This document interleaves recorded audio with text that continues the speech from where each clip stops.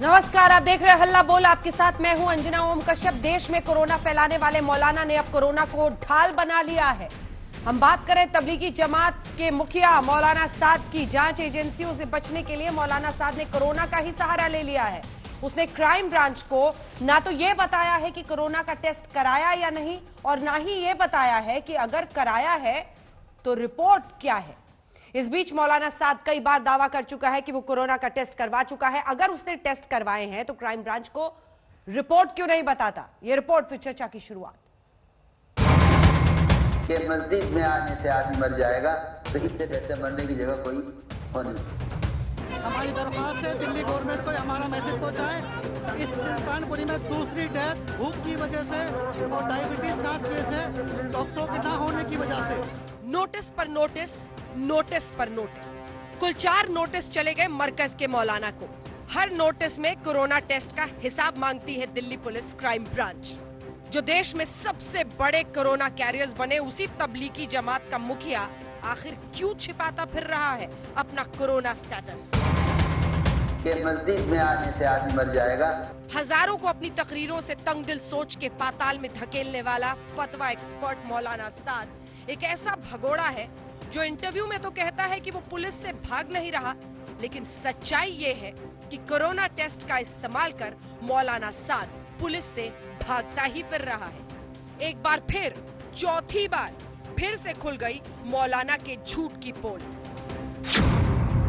सबसे पहले मौलाना साद का झूठ नंबर 1। कहा था साद ने आज तक से इंटरव्यू में कि वो पुलिस से नहीं भाग रहा, उसने कोरोना जांच करा ली है। आप कहाँ हैं? एजेंसियां जानती हैं मैं कहाँ हूँ। क्या आपने कोरोना जांच कराई? क्राइम ब्रांच ने कहा तो मैंने कोरोना जांच कराई। 6 दिन बीत गए तो रिपोर्ट कहाँ है मौलाना साद? क्यों चौथा नोटिस देने की नौबत आई? सच्चाई ये है कि दीन ईमान की दुहाई देने वाला मौलाना साद एक भगोड़ा है जो कोरोना संकट में टेस्ट रिपोर्ट क्राइम ब्रांच को नहीं देकर सिर्फ भागते फिरने की जुगत में जुटा है। अब देखिए साद का झूठ नंबर 2। आपने आत्महत्या के लिए उकसाया। मैंने ऐसा कुछ नहीं किया जिसकी वजह से मुझ पर केस दर्ज हो। लॉकडाउन में आपने तबलीगी का कार्यक्रम क्यों किया? हमने लॉकडाउन से पहले सभी कार्यक्रम निलंबित कर दिए थे। अगर साद ने कार्यक्रम स्थगित कर दिया था तो 2000 से ज्यादा जमातियों को क्यों इकट्ठा होने दिया मरकज में? क्यों पुलिस को अपनी जान जोखिम में डालकर मरकज से जमातियों का रेस्क्यू ऑपरेशन करना पड़ा? क्यों देश में कोरोना के 30% मामले जमातियों की वजह से हुए, और क्यों जमाती देश में सबसे बड़े कोरोना कैरियर्स बने? निजामुद्दीन मरकज में शामिल जिन जमातियों की मौत हुई उसका जिम्मेदार कौन है? कि मस्जिद में आने से आदमी मर जाएगा, तो इससे बेहतर मरने की जगह कोई हो नहीं। लॉकडाउन में मस्जिदों को गुलजार करने वाला ये ऑडियो मौलाना साद के गुनाह की पोल खोलता रहेगा। मौलाना साद ने जब मस्जिदों में लोगों को जाने से रोकने को साजिश बताया, तब वो अच्छी तरह से जानता था कि वो सरकारी फरमान के खिलाफ लोगों को भड़का रहा है। अगर तुम्हें तुम्हारे तजर्बे में ये नजर भी आ जाए कि मस्जिद में आने से आदमी मर जाएगा, तो इससे बेहतर मरने की जगह कोई हो नहीं। गैर इरादतन हत्या की धारा लगने और हवाला लेन देन पर ईडी का शिकंजा कसने के बाद भी पुलिस की आंखों में धूल ही झोंक रहा है मौलाना साद। सवाल ये है कि अब तक साद ने अपनी कोरोना टेस्ट की रिपोर्ट क्राइम ब्रांच को क्यों नहीं सौंपी? साफ है, कोरोना के बहाने जांच से बचने की कोशिश में लगा है साद। इससे पहले क्राइम ब्रांच ने साद के फार्म हाउस सहित कई ठिकानों पर भी छापा मारा था, लेकिन कुछ मोबाइल और दस्तावेजों के अलावा कुछ नहीं मिला।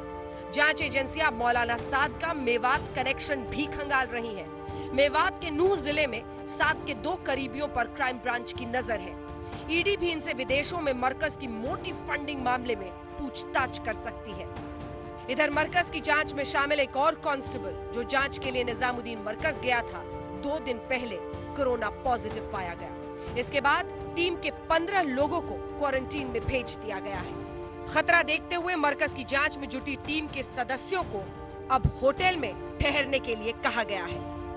साथ ही सूत्रों के मुताबिक मौलाना साद अब भी जाकिर नगर वेस्ट में ही छिपा है और ये इलाका हॉटस्पॉट जोन में है। इसी की आड़ में मौलाना साद पुलिस से छिपता फिर रहा है। आज तक ब्यूरो। आइए चर्चा की शुरुआत करते हैं। डॉक्टर समित पात्रा, राष्ट्रीय प्रवक्ता भारतीय जनता पार्टी के हमारे साथ जुड़ रहे हैं। मुजीबुर रहमान वकील और प्रवक्ता तबलीगी जमात के हमारे साथ जुड़ रहे हैं। शोएब जमई मुस्लिम स्कॉलर हैं और रेजिडेंट हैं इंडियन मुस्लिम फाउंडेशन के, वो हमारे साथ जुड़ रहे हैं। खास मेहमान विक्रम सिंह साहब, फॉर्मर डीजीपी उत्तर प्रदेश के, हमारे साथ जुड़ रहे हैं। सबसे पहले मैं डॉक्टर समित पात्रा आपके पास आना चाहती हूं। देखिए, काट आप ही को खोजनी पड़ेगी, क्योंकि अब कोरोना टेस्ट नहीं कराकर सरकारी अस्पताल से कराने के लिए उसको क्राइम ब्रांच ने कह दिया है, लेकिन कोरोना टेस्ट नहीं करा के उसकी रिपोर्ट सामने नहीं रख के वो एक तरह से ललकार रहा है। वो छिपता फिर रहा है। उसको पता है कि जिन इलाकों में है शायद वो हॉटस्पॉट है, पुलिस वहां जाने से सोचेगी। इससे पहले ही कई पुलिस वाले अब अस्पताल में हैं, क्योंकि उनको निजामुद्दीन में जाकर इनको बचाना पड़ा था जमातियों को। अब इसकी काट आप ही को खोजनी पड़ेगी डॉक्टर पात्रा। अंजना जी, आपने बिल्कुल सही कहा और मैं बिल्कुल निश्चिंत हूं कि अवश्य प्रशासन और पुलिस दोनों सजग रूप से इस विषय में काम कर रहे हैं और अवश्य बहुत शीघ्र ही काट ढूंढेंगे। और जिस व्यक्ति ने, ये जो मौलाना साद है, जिस प्रकार से इसने कोरोना के पूरे युद्ध में खाद पानी डाला है, एक तरह से कोरोना वायरस को खाद डाल के पूरे हिंदुस्तान में संक्रमण को बढ़ाने का काम किया है। शुरू से ही एक इर्रेस्पॉन्सिबल एटीट्यूड के साथ इस मौलाना ने काम किया है। स्वाभाविक है, उनके ऊपर बहुत सारे केस लग चुके हैं। गैर इरादतन हत्या, नॉन कल्पेबल होमिसाइड का भी केस लगा है और हवाला में पैसे ट्रांजैक्शन का भी केस लगा है। देखिए, आरंभ में जिस प्रकार इस मौलाना ने तकरीर की, जो भाषण दिया लॉकडाउन के समय, उस समय लॉकडाउन तो नहीं हुआ था, मगर दिल्ली सरकार ने मार्च 13 से ही लोगों के आवागमन पे रोक लगा दी थी। किंतु उस समय जो तकरीर की और लोगों को भड़काया कि मरना ही है तो आप आके मस्जिद में मरिए, उसी डॉक्टर से खौफ खाइए जो डॉक्टर अल्लाह से डरता है, बाकी डॉक्टरों की बात को मानने की आवश्यकता नहीं है। और ये जो कोरोना बीमारी है, ये मुसलमानों के खिलाफ एक सोची समझी षड्यंत्र का ही नतीजा है। इसके नतीजे में हमने पूरे हिंदुस्तान में देखा क्या उपद्रव हुआ। पत्थर मारना, कोरोना वॉरियर्स के ऊपर टूट पड़ना, किस प्रकार से थूकना, मलमूत्र त्याग करना, ये सब एक व्यक्ति के कारण हुआ है और इस कारण से ये बहुत बड़ा गुनहगार है पूरे कोरोना के प्रकल्प पर। और हम विश्वास के साथ कहना चाहते हैं, सरकार इसे माफ नहीं करने वाली है। बिल्कुल, तस्वीरें दिखाइए, सुल्तानपुरी की भी तस्वीरें दिखाइए जिसका जिक्र डॉक्टर समित पात्रा कर रहे हैं। अलग अलग जगहों पर, ये तो मौलाना साद की तस्वीर आप दिखा रहे हैं, आप दिखाइए तमाम जगहों पर जिस तरह का उत्पात मचाया गया है। और फिर मुझे आप जवाब दीजिए, क्योंकि आप वकील भी हैं, तबलीगी जमात के प्रवक्ता भी हैं, इसीलिए मेरा सवाल आपसे है मुजीबुर रहमान, आखिर कोरोना टेस्ट की रिपोर्ट सामने क्यों नहीं रख रहा है? धूल क्यों झोंकता जा रहा है मौलाना साद? इसका जवाब देने का वक्त आ चुका है। जैसा कि बताया है, कोरोना की रिपोर्ट कराई, कोरोना का टेस्ट कराया है और रिपोर्ट निगेटिव आई है। क्राइम ब्रांच को क्यों नहीं दिया? दिखाइए इनको, मेरे साथ दिखाइए। क्राइम ब्रांच को क्यों नहीं दिया अभी तक रिपोर्ट? क्राइम ब्रांच को बताई जा चुकी है, कन्वे किया जा चुका है। अब उनकी एक जिद है कि वो सरकारी अस्पताल से ही कराएंगे। मैं ये पूछता हूँ, क्या प्राइवेट लैब से कराया है? कैसा वो बेकार है? कौन से प्राइवेट लैब से कराया है? आज की तारीख में 4,500 रुपए लिए जा रहे हैं प्राइवेट हॉस्पिटल से, तो क्या वो मुजीबुर रहमान बनाया जा रहा है? मुजीबुर रहमान ने अथॉरिटी दी है और उनके ऊपर डाउट नहीं किया जा सकता। मुजीबुर रहमान, ध्यान से सुनिए जो मैं बोल रही हूँ। आज की तारीख में अगर किसी प्राइवेट लैब में भी टेस्ट होता है तो उसकी जानकारी आईसीएमआर को पहुंचती है। इसलिए ये न सोचिए कि आप टीवी पर बैठकर दूसरों की आंख में धूल झोंकेंगे और देश की जनता आपको विश्वास के साथ सुन लेगी। तो पहले तो आप ये बताइए कि झूठ वो भी बोल रहे हैं और क्या आपने भी झूठ का ठेका ले लिया है उनकी तरफ से? नहीं, मैंने बिल्कुल झूठ का। कौन से हॉस्पिटल से कराया है? आप अभी बताइए, हम अभी पता कराते हैं। कौन से टेस्ट से, कौन से लैब से? नहीं, मैंने रिपोर्ट नहीं देखी है, मेरे सामने रिपोर्ट नहीं आई है। सिर्फ मुझे इतना मालूम है कि जो है वो रिपोर्ट उनकी निगेटिव आई है। जैसे उन्होंने इंटरव्यू में बताया, तो उन्होंने आज तक खुद भी इंटरव्यू बताया कि हमने टेस्ट कराया है और उसकी रिपोर्ट निगेटिव आई है। तो ये आकाशवाणी देने वाले आप कैसे प्रवक्ता हैं जो पता ही नहीं है आपको कुछ? आप सोचिए कि आप भी उनके बिहाफ पर कहीं झूठ तो नहीं बोल रहे हैं नेशनल टीवी पर बैठकर, क्योंकि अगर टेस्ट कराया जाए तो आज की तारीख में चाहे प्राइवेट लैब से हो, सरकारी से हो, आप हर प्राइवेट लैब भी आईसीएमआर को एक एक रिपोर्ट की जानकारी देता है, खास तौर पर जो पॉजिटिव आते हैं। बिल्कुल रिपोर्ट देता है। तो फिर कोई रिपोर्ट नहीं आई है क्राइम ब्रांच को रिपोर्ट दिखाने में? मालूम है, तभी वो कह रहे हैं कि नहीं सरकारी से ही करा के लाइए, इसीलिए जो है वो ये कह रहे हैं कि डॉक्टर पात्रा जवाब दीजिए। शायद वो रिपोर्ट आ चुकी है। डॉक्टर पात्रा जवाब दीजिए।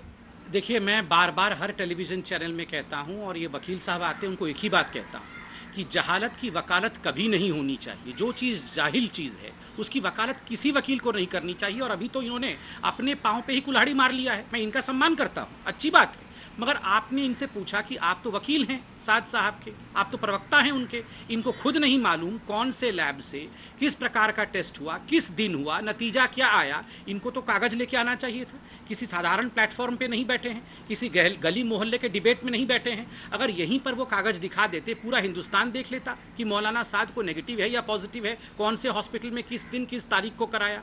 एक तो प्रेस कॉन्फ्रेंस करके ये बात बतानी चाहिए थी। जिस एक व्यक्ति के कारण, एक तथाकथित कोट अनकोट सिंगल सोर्स के कारण पूरे हिंदुस्तान में 30 से 40% और कई राज्यों में 70, 80, 90% तक ये केस फैलाने का काम किया है मरकज ने, वैसा व्यक्ति प्रेस कॉन्फ्रेंस करके अपना स्टेटस नहीं बताएगा।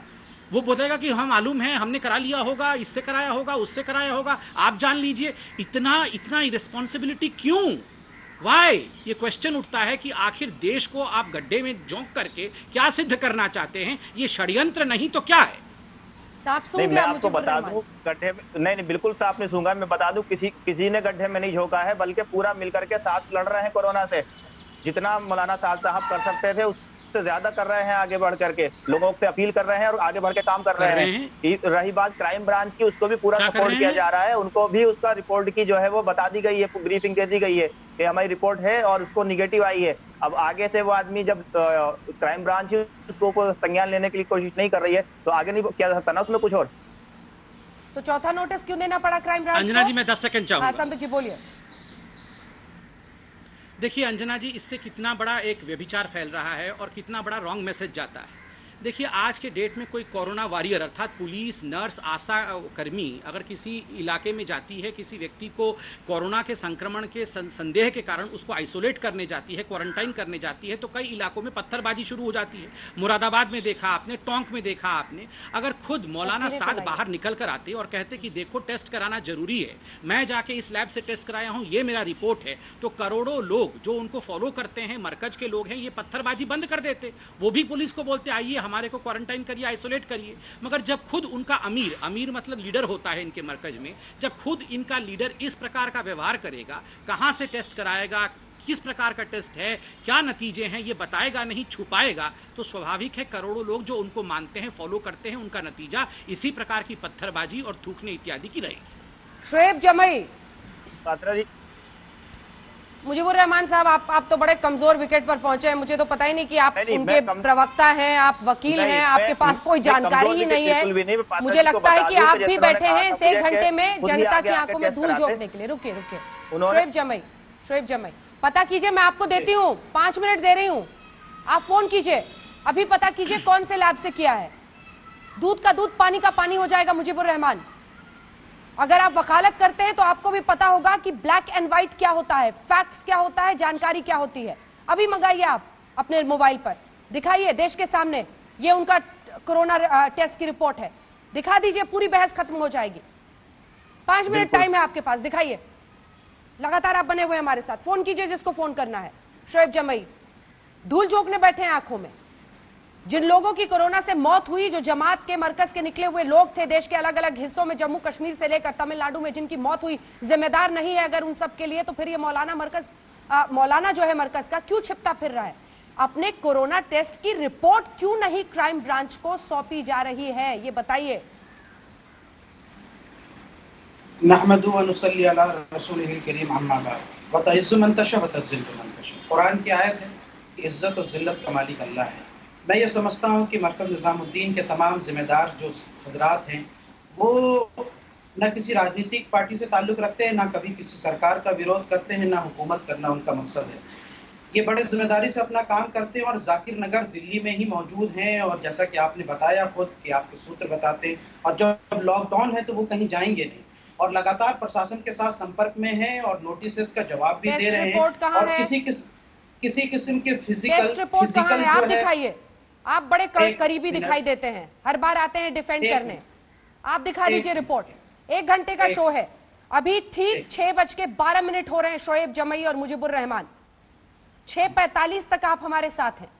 निकालिए रिपोर्ट, दिखाइए देश के सामने, फिर क्राइम ब्रांच की भी पोल खुल जाएगी अगर वो रिपोर्ट आप दिखा देंगे। सरकारी अस्पताल से अगर टेस्ट कराने को कहा है तो क्यों भागता फिर रहा है ये मौलाना? क्यों नहीं टेस्ट करा के रिपोर्ट दिखाता है? जब देश भर में बताया जा रहा है कि अगर कोई भी सस्पेक्ट है तो आप रिपोर्ट अपनी कराइए, अपनी टेस्ट कराइए। आप क्यों ये शख्स नहीं करा रहा? अपने आप को कानून के ऊपर क्यों समझ रहा है मौलाना साद? इसका जवाब दीजिए। जैसा कि आपने कहा कि चौथा नोटिस दिया गया है और कोरोना टेस्ट के लिए रिपोर्ट मांगी है, तो मुझे लगता है कि जब आप अगली डिबेट करेंगी तब तक जो है वो रिपोर्ट क्राइम ब्रांच तक पहुंच जाएगी, क्योंकि जो रिपोर्ट उनकी आई अच्छा, है मौलाना साद इंतजार कर रहा है कि अंजना ओम कश्यप आज तक पे हल्ला बोल में इस पर डिबेट करे, उसके बाद वो रिपोर्ट भेजेंगे। कैसी बात कर रहे हैं आप? जरा समझिए कि आप क्या बोल रहे हैं। मैं तो आपसे ये पूछ रही हूँ, कितने दिन हो गए? आप बताइए कितने दिन हो गए? पूरा अप्रैल का महीना निकल गया साहब, अब तो 28 से 30 दिन होने जा रहे हैं। एक कोरोना टेस्ट कराकर वो रिपोर्ट क्यों नहीं दे रहा है? इतनी गैर जिम्मेदाराना तरीका क्यों अपना रहा है? विक्रम सिंह साहब, आपको इसमें क्या दिखाई दे रहा है? अगर आपराधिक ट्रैक रिकॉर्ड नहीं तो ये क्या है विक्रम सिंह साहब? देखिए, आप मौलाना साहब की बात लेकर के बार बार सरकार को कवर फायर क्यों दे रही है? बार बार मौलाना साहब के मुद्दे उठा करके आप कवर फायर देती हैं। कवर फायर तो आप कर रहे हैं, जमात के जमाई तो आप बने बैठे हैं साहब। एक सेकंड विक्रम सिंह साहब रुक जाइए। ये शोएब जमाई की पुरानी आदत है, तो शोएब जमाई साफ ध्यान से सुनिए, ये जमात के जमाई आप होंगे, उनके लिए कवर फायरिंग आप करते होंगे। फैक्ट्स ये है कि उस जमात की वजह से 30% कोरोना के मामले इस देश में हुए। फैक्ट नंबर 2 ये है कि 4 नोटिस के बाद भी मौलाना साद अपना कोरोना टेस्ट की रिपोर्ट सामने नहीं रख रहा है। ये साफ शक पैदा करता है कि वो अपना टेस्ट रिपोर्ट नहीं सामने रख रहा है। तीसरी बात, कल भी 2 दिन पहले भी दिल्ली पुलिस, सुनने की हिम्मत रखिए, 3 दिन पहले भी एक दिल्ली पुलिस के कांस्टेबल जो निजामुद्दीन में जांच के लिए जा रहा था, उसका कोरोना टेस्ट पॉजिटिव आया है। कौन है उसके लिए जिम्मेदार? जवाब दीजिए। क्या उस सिपाही का परिवार नहीं है? क्या उसके बाल बच्चे नहीं है? क्या जिस हॉटस्पॉट में अगर मौजूद है मौलाना, उसको पकड़ने अगर कोई जाएगा तो उनकी जिंदगी नहीं है, उनके बाल बच्चे नहीं है? मजाक लगता है आपको? कौन है? इन सवालों का कोई जवाब नहीं है आपके पास। वो टेस्ट रिपोर्ट करे, उसके बाद तो कानूनी प्रक्रिया आगे ले जाई जाएगी, उसके बाद तो कोई अगर नेगेटिव है तो फिर उनसे पूछताछ होगी। लेकिन वो शख्स अपना टेस्ट इसलिए नहीं करा रहा विक्रम सिंह साहब, क्योंकि वो अपना टेस्ट रिपोर्ट सामने रखकर कानून से सामना नहीं करना चाहता। विक्रम सिंह, ये लोग काफी जो है शोर करने के अभ्यस्त हैं। अंजना जी, आपसे अगर पुलिस तफ्तीश करने वाले आपसे कुछ अहकामात मांगते हैं, आपकी जिम्मेदारी है कि उसको पेश करें। मुजीबुर रहमान साहब, आप तो वकील हैं मौलाना के, आप कम से कम जिम्मेदारी के साथ उनकी नुमाइंदगी करें प्लेटफॉर्म्स पे आकर के। यहां आकर के इस तरीके से हाथ झाड़ के खड़े हो जाना और कहना कि साहब टेस्ट रिपोर्ट हम पेश नहीं कर पा रहे हैं। आपको मौका दिया गया, साफ गोई से अपनी बात को पेश करें, और ये आपके भी हक में है, क्योंकि अगर आप नहीं पेश करते हैं रिपोर्ट तो मामला बहुत मशकूक यानी संदिग्ध हो जाएगा अगर आपने टेस्ट रिपोर्ट पेश नहीं की वक्त से, क्योंकि इसका मतलब साफ यही, जैसा अंजना जी ने कहा, कि मामला बिल्कुल सस्पिशियस, संदिग्ध और मशकूक हो जाता है। अगर हम कोरोना पहुंचते ही मैं उसको पब्लिश करूंगा, सबसे पहले मैं भेजूंगा। बहुत जमाना हो मैं कह रहा हूं टेस्ट रिपोर्ट जैसे मेरे पास पहुंचेगी, सबसे पहले मैं उसको मीडिया में दूंगा, मैं उसको छुपाऊंगा नहीं, अपने पास नहीं रखूंगा। मेरे पास पहुंचते ही सबसे पहले मैं उसको पब्लिश करूंगा। बात में साफ गोई दिखाई नहीं पड़ रही है। मौलाना जेर जमीन हो गए, अनभूमिगत हो गए। अरे भाई, इसकी क्या जरूरत थी? आप तफ्तीश के साथ ताउन कीजिए। ये सब आपके कोई दुश्मन यहां नहीं बैठे हैं। आपको चाहिए कि अपने कॉल और फेल और अपने कॉन्डक्ट के बारे में जाके अपनी सफाई पेश करें। मेरे ऊपर भी मुकदमे चले हैं, जिसके ऊपर भी चले हैं, उसकी जिम्मेदारी होती है कि तफ्तीश कुरिंदा के साथ ताउन करके अपने सबूत पेश करें, उनकी इमदाद करें कि वो हमारी मदद कर सकें। और अगर आप सबूत पेश नहीं करेंगे तो लामुहल्ला प्रिजम्पशन ये हो जाएगा कि आपको अपनी सफाई में कुछ नहीं कहना है, और उसके मुताबिक जो भी सबूत की बुनियाद है और जो तफ्तीश का तौर तरीका और रिवायत है, उसकी बुनियाद पर चार्जशीट या जो भी कार्रवाई होगी वो आगे की जाएगी। आप तो एडवोकेट हैं, आपको मुझसे बेहतर मालूम होना चाहिए कि तफ्तीश का आदाब क्या है और उसमें क्या क्या जरूरियातें हैं, किस चीज की बुनियाद के ऊपर। मैं बता दूं आपको, मैंने जैसे मेरे पास रिपोर्ट पहुंचेगी, जैसे मुझ तक वो पहुंचाई जाएगी, मैं फौरन उसको पब्लिश करूंगा। मैं उसको छुपा के नहीं रखूंगा, देश के सामने लाऊंगा और क्राइम ब्रांच को भी दूंगा मैं वो रिपोर्ट, ताकि वो फर्दर अपना उसके ऊपर एक्शन ले सकें। फौरन से पेशतर इसमें जितनी देर हो गई वो मौलाना साहब के हक के बिल्कुल उल्टा जा रही है। अगर आपने रिपोर्ट कर ली है, कम से कम इतनी मेहरबानी तो उनके ऊपर कीजिए। आप वकील हैं, हाँ। वो तो ज़ईफ है, बुजुर्ग है, आप तो बुजुर्ग नहीं है। कम से कम आपकी जिम्मेदारी थी कि उसको पेश करा देते। क्यों नहीं हो पा रहा है? मैंने आपसे कहा है, मैं तक पहुंचते ही मैं फौरन पब्लिश करूंगा उसको। कब पहुंचते, कहां पहुंचते? चलिए मैं जवाब देता हूं, इन तक पहुंचते ही। अच्छा, इन तक मैं जवाब देता हूं। अंजना जी, अंजना जी देखिए, इस डिबेट में ही दूध का दूध और पानी का पानी हो गया। जो मौलाना साद के वकील हैं वो इस डिबेट में मौजूद है। वो कहते हैं जब रिपोर्ट मेरे पास आ जाएगी तब मैं इसको पूरा साझा कर दूंगा और दुनिया को दिखा दूंगा। तो इनके वकील के पास ही नहीं आई है तो पुलिस के पास तो क्या रिपोर्ट गई होगी? आप बताइए, वकील के पास ही उनके मुवक्किल का रिपोर्ट नहीं है और वो आके देश के सबसे बड़े प्लेटफॉर्म पे बैठे हुए हैं। नंबर साहब मैं बोल लूं, पात्रा जी को मैं बता दूं, मैं अकेला नहीं हूं, एक ग्रुप है, पूरे लोग हैं जो लगे हुए हैं, अलग अलग जगह पे अलग अलग लेवल पे काम कर रहे हैं। सुनिए लॉकडाउन नहीं, एक बार मैं थोड़ा सा इनपुट दे दूं, फिर आप कंटिन्यू कर लीजिएगा। एक बार सुन लीजिए वकील साहब, ऐसे वकालत नहीं होती है। सुन लीजिए कृपया करके, ये क्या एक रिपोर्ट को लाने के लिए क्या चाहिए? क्या मतलब बहुत बड़ा एक फैक्ट्री चलाना पड़ेगा रिपोर्ट लाने के लिए? बहुत सारे जहाज के फ्लीट में रिपोर्ट आएगा। रिपोर्ट है भैया, व्हाट्सएप पे आ जाएगी, ऐसे ऐसे करके टक टक टक टक तो 2-4 बटन दबाना होता है, आ जाता है भैया। आप बोल रहे बहुत सारे लोग हैं, बड़ा ग्रुप है, वो अगले डिबेट तक, कोई बोल रहा है अगले डिबेट तक आएगा। अंजना जब अगला डिबेट करेगी तब तक आ जाएगा। कहां से आ जाएगा भैया? अभी प्राइवेट लैब में ही रिपोर्ट से उनको फोन पे वर्बल बताई हो, अभी प्राइवेट लैब से ही रिपोर्ट ना आई हो। भैया ये हो सकता है क्योंकि इसमें पूरा प्रोसीजर होगा रिपोर्ट देने में कोरोना की। My lord Anjana ji my lord, I should rest my case here. आप देखिए माय लॉर्ड क्या हो रहा है। अभी ये बोल रहे थे कि रिपोर्ट हो गया है, सबमिट हो गया है, और अभी केस खत्म होते होते ये बोल रहे हैं कि हो सकता है कि प्राइवेट वार्ड के अंदर ही, प्राइवेट लैब के अंदर ही रिपोर्ट रह गई हो, अभी तक प्राइवेट वालों ने रिलीज नहीं की हो। दूध का दूध पानी का पानी नहीं हो गया है। झूठ, मैं आपसे हार्ड कॉपी की बात कर रहा हूँ, हार्ड कॉपी की बात कर रहा हूँ भैया। एक झूठ को छिपाने के लिए 10 झूठ। हार्ड कॉपी सॉफ्ट कॉपी से कुछ नहीं होता है, इतना हार्ड झूठ मत बोलिए। सुनिए झूठ पर झूठ, एक झूठ को छिपाने के लिए 100 झूठ। आप अभी बोल रहे थे कि पुलिस को रिपोर्ट दे दी गई है, अभी आप बोल रहे हैं हार्ड कॉपी। मैंने ये नहीं कहा दे दी गई है, मैंने तो कन्वे कर दी गई है, ब्रीफिंग कर दी गई है कि निगेटिव है रिपोर्ट। मैंने यही कहा था वर्ड, ब्रीफिंग कहा था वर्ड, मैंने दे दी नहीं यूज करा था, मैंने ब्रीफिंग कहा था वर्ड। अमेरिका नहीं, सुनिए, ये अमेरिका के राष्ट्रपति हैं, ब्रीफिंग करते हैं। मतलब कोरोना किसी को होगा तो वो ब्रीफिंग करेगा कि मुझे कोरोना हुआ है या नहीं हुआ है। No, who is he? Commissioner of police briefing करेंगे। ब्रीफिंग क्या होता है? सुनिए भैया, अभी जो हमें सुनिए भैया, ये ब्रीफिंग क्या होता है?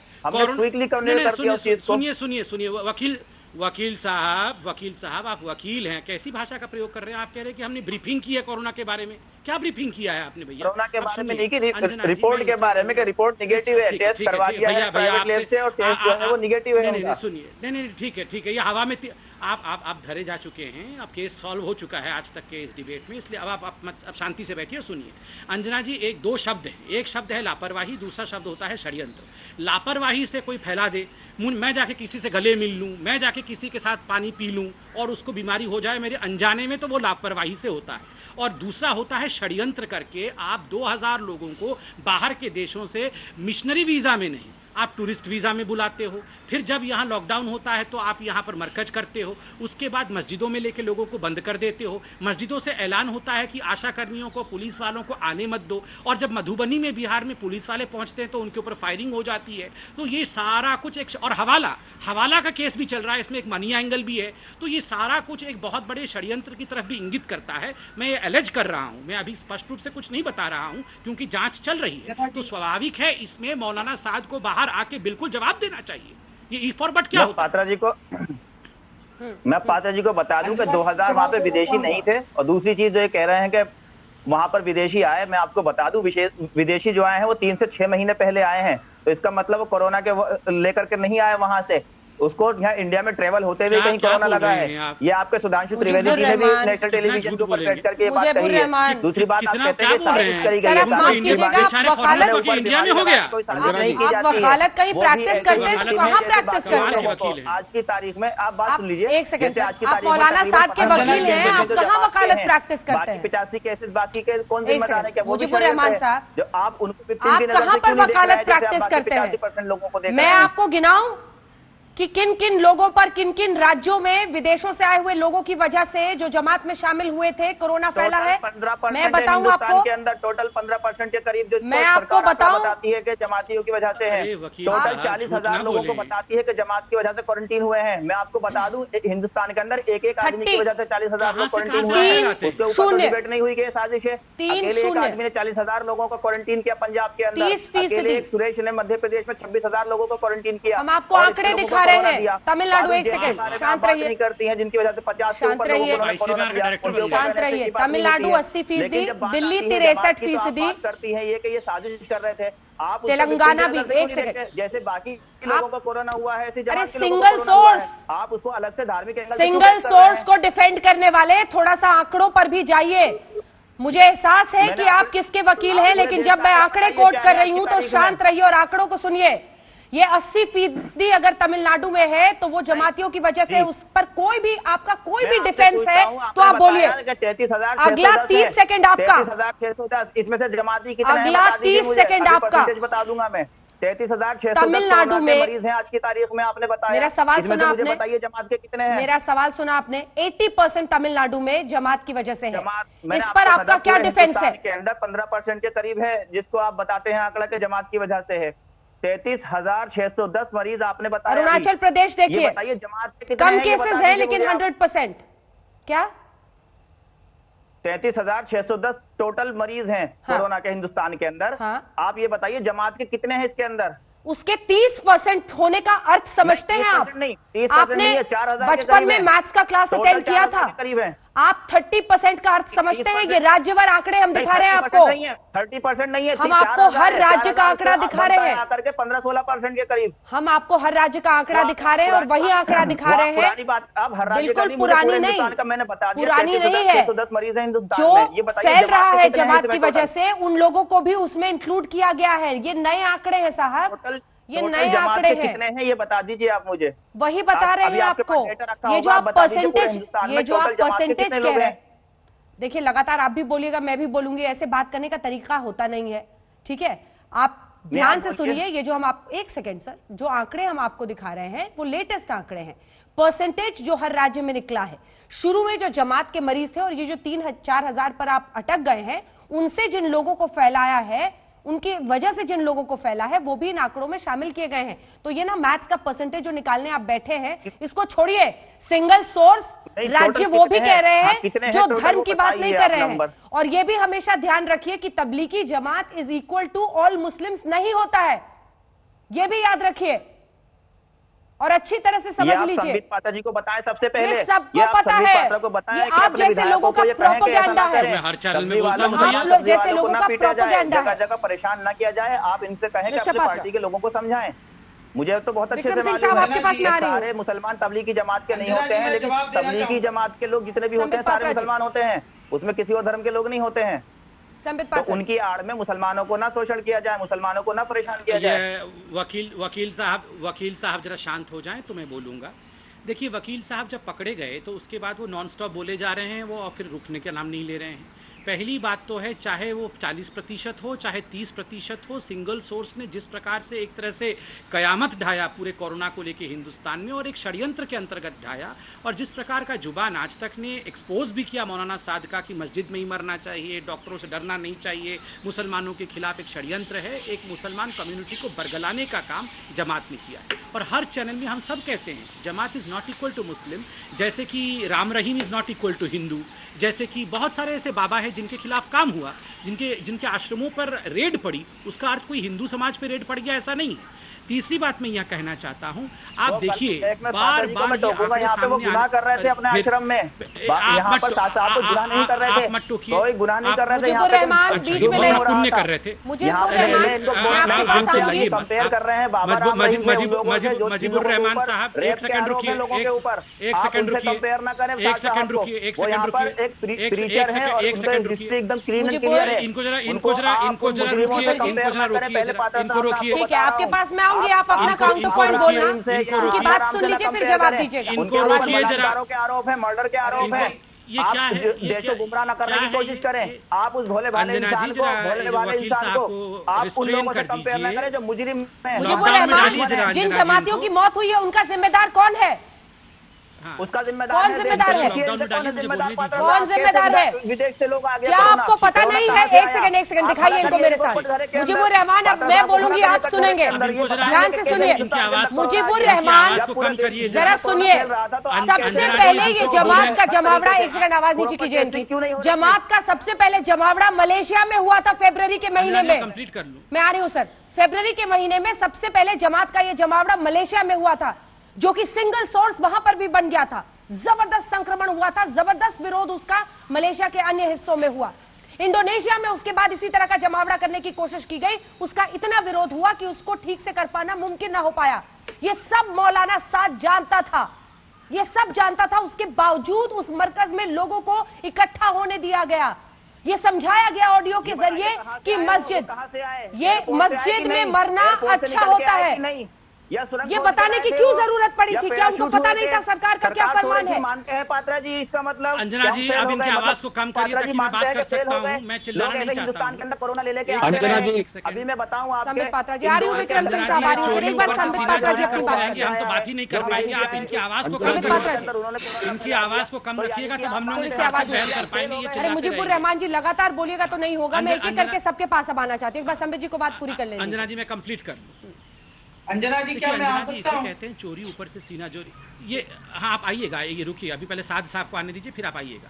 अंजना जी इसे कहते हैं चोरी ऊपर से सीना चोरी। आप देख रहे हैं कैसे नॉन स्टॉप चिल्ला रहे हैं। एक तो वकील बने हुए हैं साद साहब के, इनके पास तो रिपोर्ट नहीं है। आपने इनको 5 मिनट का चुप रहा है तो परेशानी की बात है। आपको मेरा अरे भैया प्रभु पत्थरबाजी बंद करिए, यहाँ भी पत्थरबाजी बंद करिए, पत्थरबाजी बंद करिए। अरे पत्थरबाजी बंद करिए प्रभु, पत्थरबाजी बंद करिए, शांति से बैठिए। पत्थरबाजी बंद करिए, पत्थरबाजी बंद करिए। अंजना जी जरा इनको बोलिए ये वकील साहब को बोलिए पत्थरबाजी बंद करके शांति से बोलने दे। मैं कंप्लीट कर लूं 10 सेकंड में फिर चिल्लाएंगे। पहले तो आप इनको बोलिए, आपने इन्हें 5 सेकंड दिया था। ये मौलाना साहब हाँ ये बोलने वाले थे कि 5 मिनट में फोन करके रिपोर्ट लाने वाले हैं। 10 मिनट हो गए, रिपोर्ट आया क्या? पहले वकालत कर लें फिर यहाँ पर चिल्ला चोट करेंगे। जिस काम के लिए बैठे हैं वो काम तो करें, वरना भत्ता नहीं मिलेगा साद साहब से। भत्ता लेते हैं साद साहब का, काम भी नहीं कर रहे हैं। रिपोर्ट तो मंगाइए जल्दी से फोन करके। उनका फंसे जा रहे हैं मुवक्किल, यहाँ पर जो वकील है वो चिल्लाया जा रहा है। अब सुनिए दूसरी बात, देखिए जहाँ तक परसेंटेज का सवाल है, जहाँ तक इन्होंने अभी एक बड़ी बात कही कि साद साहब तो बड़े अच्छे, वो तो प्रीचर है, उनको कंपेयर मत करिए किसी खराब गुरु के साथ। मैं यहाँ कोई धर्म का राजनीति नहीं करने बैठा हूँ, मगर साद साहब ने जिस प्रकार का अपराध किया है वो अक्षम्य है। उन्होंने लोगों को, करोड़ों लोगों को भड़का कर कहा कि ये एक षड्यंत्र है मुसलमान धर्म के खिलाफ, और बेचारे लोगों ने मान लिया इनकी बात को। कुछ लोगों ने, जमात के कुछ लोगों ने मान लिया। इन्होंने कहा कि मरना है तो मस्जिद में मरने से अच्छा नहीं है, खुद तो क्वारंटाइन हो जाएंगे, खुद के पास तो सारी सहूलियत है, बड़े बड़े फार्म हाउस है। गरीब लोगों को कह दिया कि मरना है तो मस्जिद में मर जाना जाके, कोई फर्क नहीं पड़ता है, अल्लाह माफ कर देगा। ये षड्यंत्र नहीं तो क्या है, ये गुनाह नहीं तो क्या है। उसको भी ढकने के लिए तथाकथित रूप से कुछ पढ़े लिखे वकील, अपने आप को पढ़े लिखे कहने वाले लोग आके साद साहब को प्रीचर, टीचर बता रहे हैं। ये टीचर है, ये टीचर नहीं है भैया, ये ध्वंस करने वाला है, विध्वंस करने वाला है। विक्रम सिंह साहब। अंजना जी अगर हम मुजीबुर रहमान साहब की बात पे एक बार एतबार भी कर ले, बाएतबार कि साद साहब बहुत ही मासूम हैं, लेकिन मुजीबुर रहमान साहब तफ्तीश की बुनियाद आती है चश्मदीद शहादत, समई शहादत और अहकामात की बुनियाद पे शहादत।